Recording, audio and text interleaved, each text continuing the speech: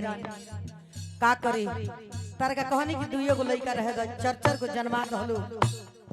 ऐसे हमरा बाहर रहे के पड़ते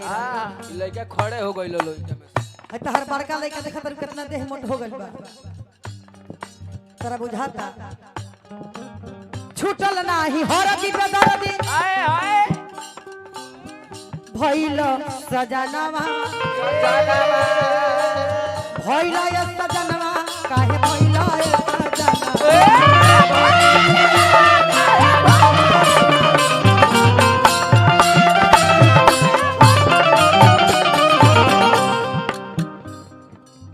छूटल नाही हरदी बेदर्दी भइल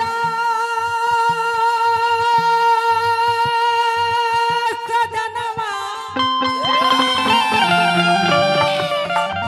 भइल सजनवा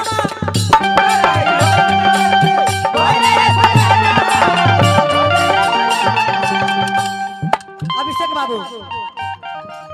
हम यही एक सवाल पूछते हैं हर आदमी से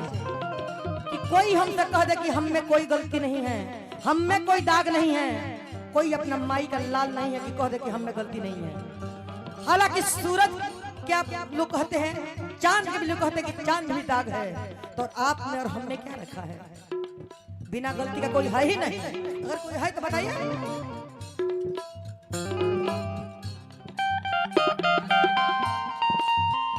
सहल ना सहाता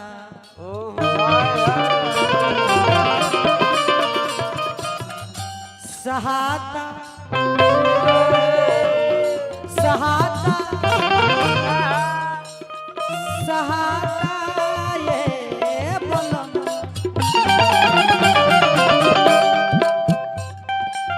सहल ना सहाता बदन पर सहले ना सहाता बदन पर ओढ़ना बिछवा कृपया दूरी बनाए रखे। क्यों खारा हो रहा है मेरा क्या रोवा आराम से अपनी तरह चिरकिया कहाँ होता